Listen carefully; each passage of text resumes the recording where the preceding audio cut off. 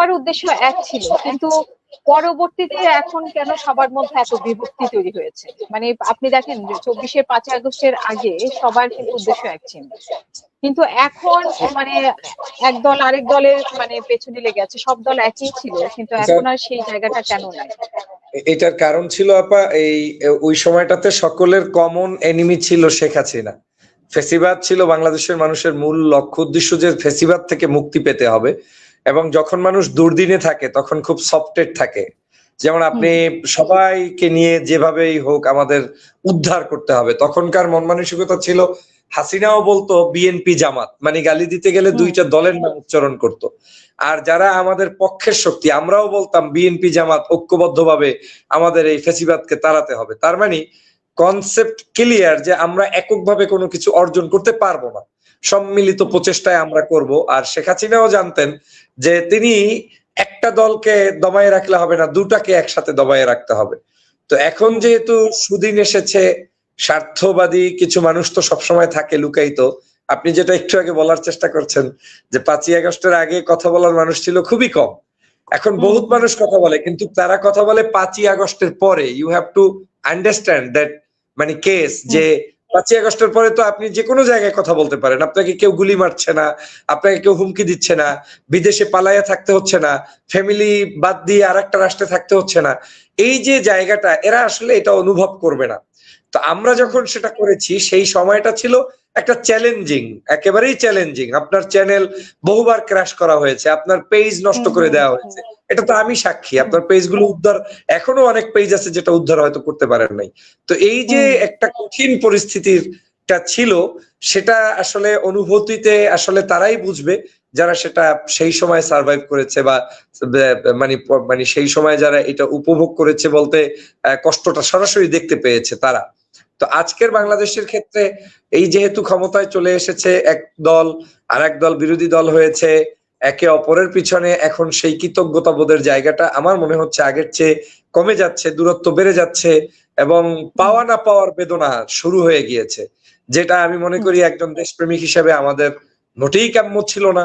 এবং আপনি দেখেন যে ভাষায় ফ্যাসিবাদী শেখ হাসিনার লোকজন গালিগালাজ করতো, ঠিক একই ভাষা কিন্তু এখন আমরা একে অপরের পিছনে শুরু করেছি। মাঝখানে শেখ হাসিনার চরিত্রটা জনগণের কাছে কিন্তু আর ফুটে উঠছে না, জনগণ কিন্তু শেখ হাসিনাকে নিয়ে আর কেউ আলোচনাও করছে না। এখন আমরা আলোচনা করছি আবার ওই বিএনপি জামাত, আমরা আবার আলোচনা করছি মাঝখানে যারা জুলাই যোদ্ধা ছিলেন সেই এনসিপি। তার মানে কি দাঁড়ালো, মানে এই কালচারটা থেকে আমরা এখনো বের হতে পারিনি। এজন্য আপা আসলে আমাদের বড় মানুষ, শেখ হাসিনার এখানেই সার্থকতা। শেখ হাসিনার স্বভাবগুলো সবার মধ্যে ঢুকিয়ে দিয়ে গেছে। সেটা তো অবশ্যই 16 বছর পর্যন্ত সে এটা ইনপুট করেছে, এখন আমরা সেটা আউটপুট করছি আর কি। আর বাংলাদেশের যে চেতনায় আপনি দেখেন বিপ্লবটা হয়েছে বা অভ্যুত্থান হয়েছে, আমি তো বিপ্লব বলি যে এটা একটা মানুষের আবেগের জায়গা থেকে হয়েছে, ইমোশনের জায়গা থেকে হয়েছে, চেতনার জায়গা থেকে হয়েছে। তো সেটা তো আস্তে আস্তে আমরা ধারণ করতে হবে, আমরা সেটা ভুলে যাচ্ছি। এখন আমরা চিন্তা করতেছি বিজয় হয়েছে, আমার কিছু অর্জন করা দরকার, আমার বাড়ির মালিক হওয়া দরকার, রাজনীতিতে প্রতিষ্ঠিত হওয়া দরকার, অর্থ সম্পদ থাকা দরকার। এই যে মানসিকতা চলে আসছে, ভালো, এটা থাকবে, কিন্তু এটা আসার কারণে যেটা হয়েছে, নীতি নৈতিকতা বিবর্জিত সকল কাজ আমার কাছে এখন ফ্রেশ মনে হচ্ছে, কিন্তু এটা তো আসলে ছিল না। দেখেন একটা সময় আমরা গুমের শিকার হতাম, খুনের শিকার হতাম, হ্যাঁ, মানুষকে জেলের মধ্যে নিয়ে যেত। এখন আপনাকে জেলে নেয় না, গুম শিকার হন না, কিন্তু আপনি সামান্য একটা গালিগালাজও সহ্য করতে পারেন না। ধরেন কোন এক নেতা, ছোট একটা দল, আমি এখন ওই আলোচনা প্রসঙ্গেই আসি, যে এনসিপি একটা ছোট্ট দল, ধরেন সারাদিনও যদি ওদের কোনো একজন নেতা রাস্তার উপরে দাঁড়িয়ে মাইক পাশটা টাঙ্গিয়ে আমাকে আপনাকে গালি দেয়, কি আসে যায়?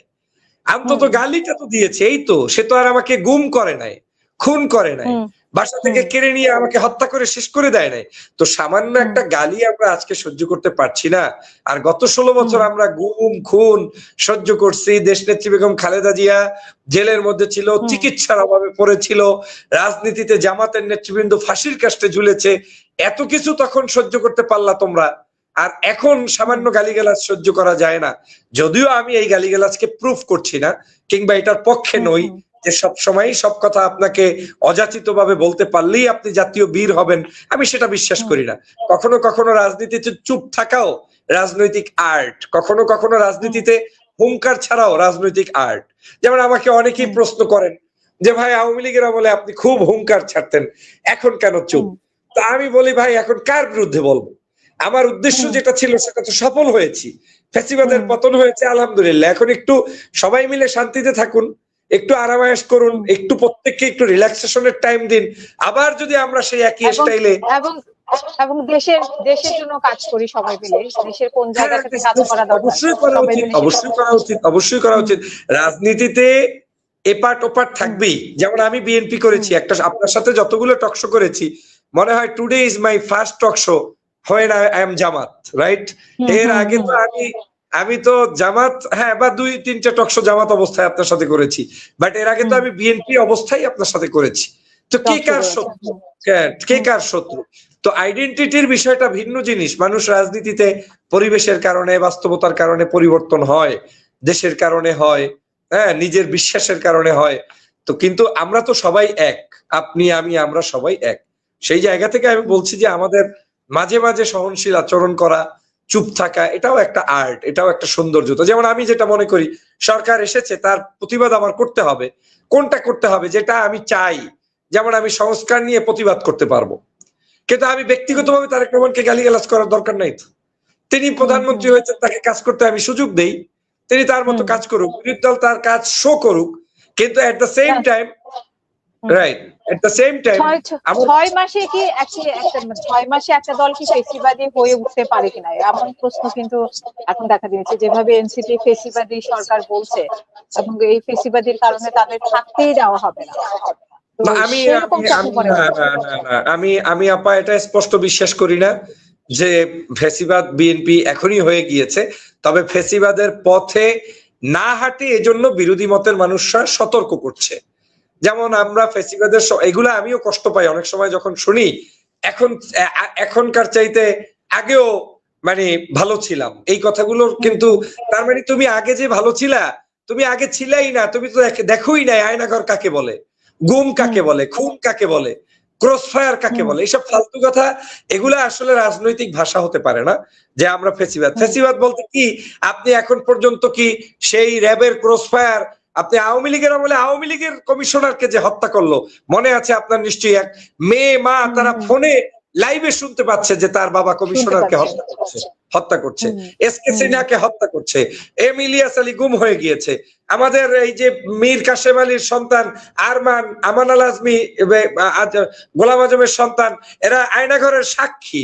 এই মানুষগুলো তো এখন বের হয়েছে, মানে এই 5ই আগস্টের পরে।